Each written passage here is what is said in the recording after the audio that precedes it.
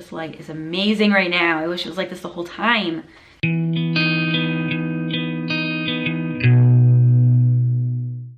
Hello, my name is Brienne Beebe. I blog at Busy Miss Beebe, and welcome to my channel. As a teacher, it seems like there's so many things that we have to learn how to do by trial and error. And so many things that we expect to learn in college that college simply does not prepare us for. Today, my focus is on lesson planning.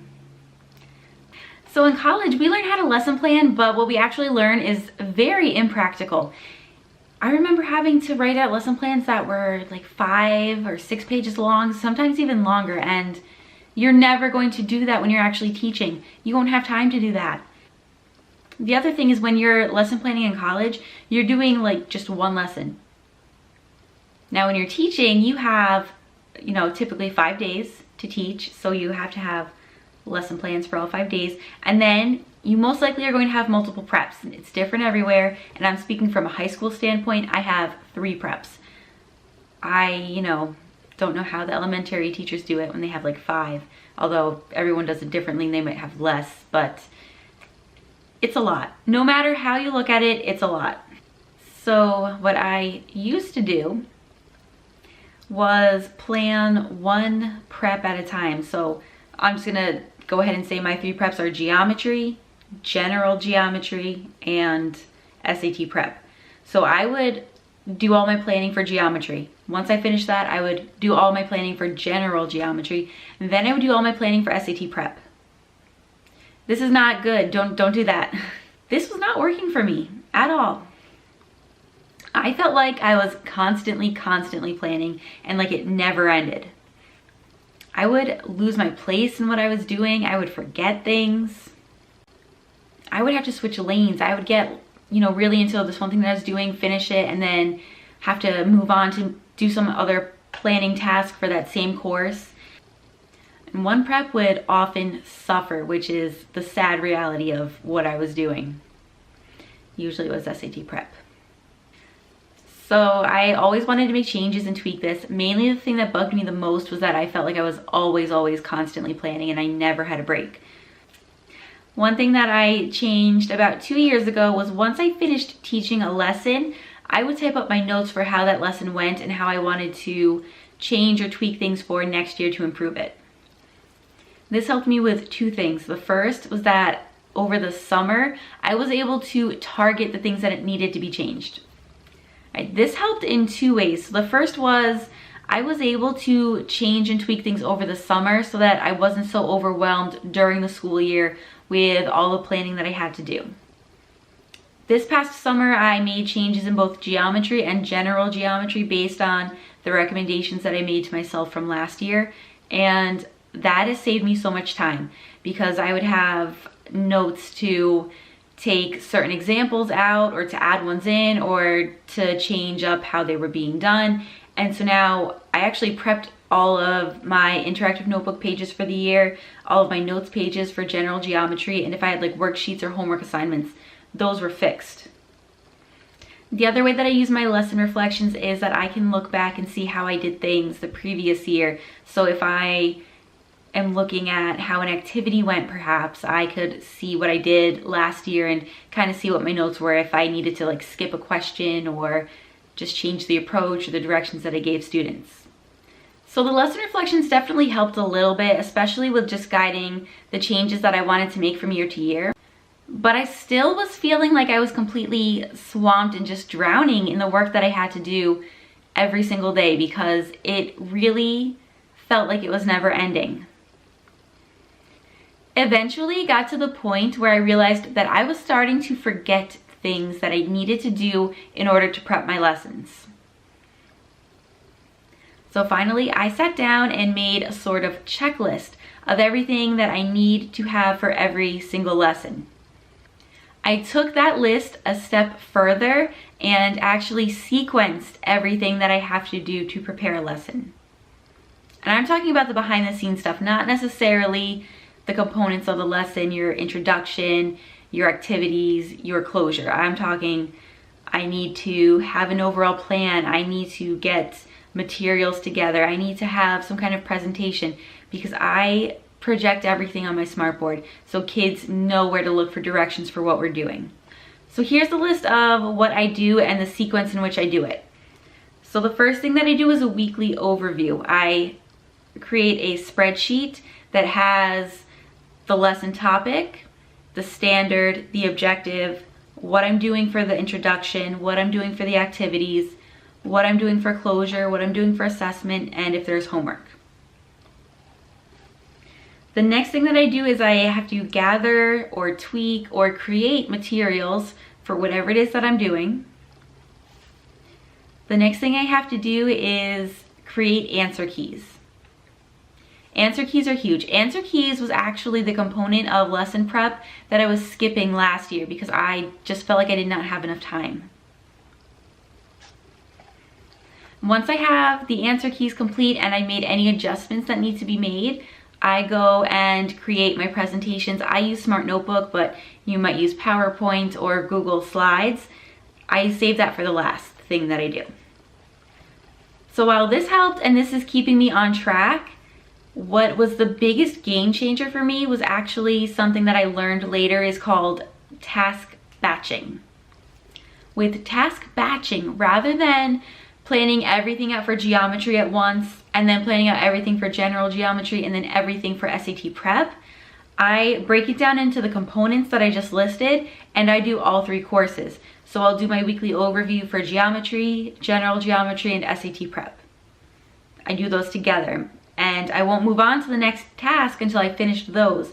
Once I finish those, then I start looking at the materials that I need to gather, create, or tweak for those 3 preps, and I move down through my sequence.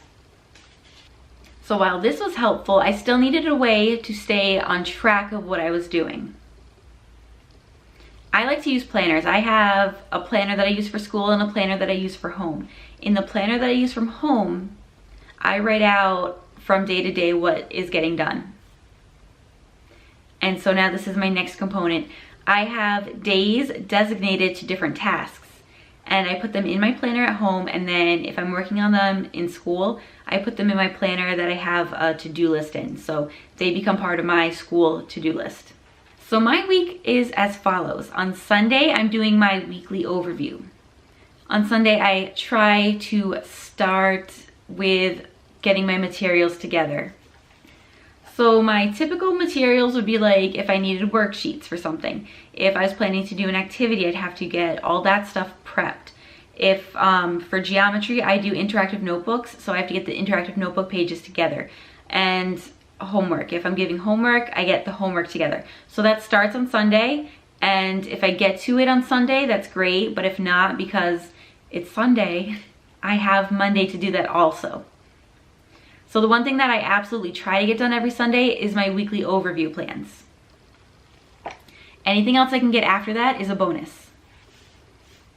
Monday is designated for the materials. So whatever doesn't happen on Sunday will happen on Monday. Tuesday is my day for preparing assessments. So I actually broke that down and branched it off because it takes a different kind of thinking rather than preparing the materials. So I like to do that on a separate day. So on Tuesdays, I'm putting together any exit tickets, quizzes, or tests for the week. Wednesday is my answer key day. So on Wednesday, I print out anything that was on paper that I'm doing for the week, and I do all the math problems. I fill in all the notes to make sure that there's enough space to write in them. I make sure that the math problems work out. So I go through everything. Since I do interactive notebooks in geometry, I actually keep a master notebook. And on Wednesdays when I'll go through and add the pages for the following week. Thursday is my day to make copies. So I do it all in one day, all at once, and get it over and done with. It takes maybe half of one of my preps. And then on Thursday, if I can, I like to start the presentations. So presentations for me means Smart Notebook files. I'll go through and make sure I have everything that I need on the file. I like the file to kind of almost dictate what I do during the lesson. I put the do now there, I put up homework answers, I put up our notes or whatever the activity is, directions for anything that students are doing. So I like to have everything up on the smartboard because it helps keep me sane and so that I remember what I'm doing when I'm standing up in front of the room.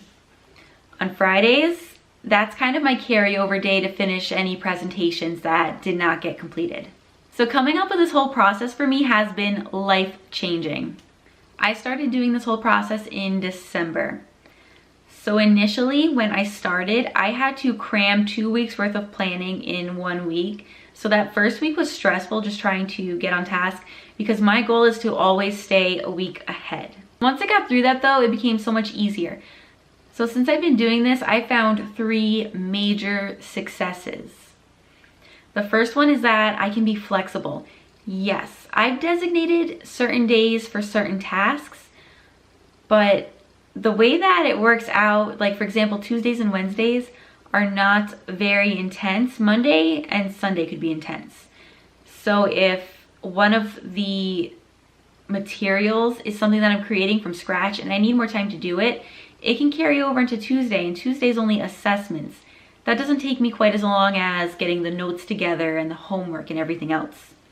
So last year when I really got into the groove of just basically having this routine, I actually ended up getting ahead in things. And I remember by the last quarter of the year, I was doing my weekly overview planning on Friday, which, unless I chose to work on Sunday, completely freed up my weekend and I had time to spend with family, and it was incredible. And that was the first time in my 5 years of teaching that that has happened. Another major success is that it helps me stay on task. Before I can do the answer keys, I need to make sure that I've put all the materials together. So I have to take care of the materials before I can do the answer keys. And it just helps me not forget major components. The last thing, and for me this is what's most important, and this is because I've assigned certain tasks to certain days, but there's an end in sight for me.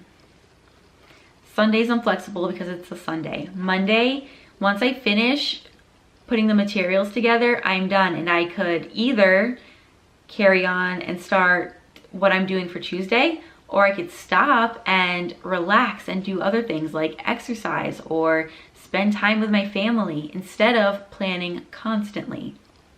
I think overall having an end is like the biggest change for me, and it's the one that I appreciate the most. There are, of course, some challenges still. So for me right now, because I started this the second half of my last year, I did everything throughout the spring semester. In the spring semester, we don't have days off like we do in the fall. So right now I'm experiencing having these days off for the first time, where, for example, we had Thursday off last week. So I didn't get to make my copies on Thursday, and it kind of threw me off, to be honest. So that's something I'm learning to deal with now. The only other challenge that I have is there are certain things that need to get done that are not routine. My school wants us to submit lesson plans. This is new. We never had to do this before, and I'm doing it for the first time this week. So I'm trying to figure out how that's going to work in with the rest of my routine. The other thing is we have unit plans. So unit plans need to be submitted ideally before you begin teaching a unit. And because I'm going from week to week and not unit by unit, unit planning doesn't really fit into like a specific time or day. So that's something else that I need to figure out how to manage. And I think it really does need to be separate from this, but it does definitely tie in with just my week to week lesson planning. And then the final thing is, and this goes along with unit planning, I like to update my website that I have for my geometry students when we start each unit. But again, because I'm planning week by week and not unit by unit, I don't have like a set time when I have to take care of that. So if you watch my vlogs, I've talked about my planning process and kind of talk about where I am in the process, but I never really sat down to explain the whole thing, which was the purpose of this video. Plus, I hope it can help someone if you are struggling with planning like I was previously. So now for the disclaimer. Is this perfect? No. Is this going to work for everybody? No. Is this something that I'm going to continue for the rest of my career? I don't know. The thing is that with teaching, what I notice is what worked for me my first year of teaching doesn't really work for me now. So when you're teaching, you're really changing and evolving and growing. So I'm just basically explaining what I do right now, and right now this has been working for me. Although it's been a little bit challenging coming back to school and trying to get back into it. It's a little bit different now than it used to be, mainly because things are hectic. But I feel like once I get past October and things start to settle down, I'll be back to this is the greatest thing ever. I have blogged about this in the past. I have one post from when I initially started it, when I was kind of in the planning stages. And then I have a post that I did this summer, kind of reflecting on this whole routine and how it's evolved. So if you're interested in reading either one of those or hearing more details that maybe I didn't say in the video, check it out because I'll have it linked down below. And that is everything for this video. If you have any questions, please feel free to leave me a comment down below. If you found this video helpful or just enjoyed it, hit the like button. And if you want to see future content, hit the subscribe button. Just in case you're curious, some of my planned videos include more classroom organization and an actual plan with me where I basically show me actually planning out a week. I might do that more than once. We'll see what happens. So now that really was everything, and thank you for watching this video.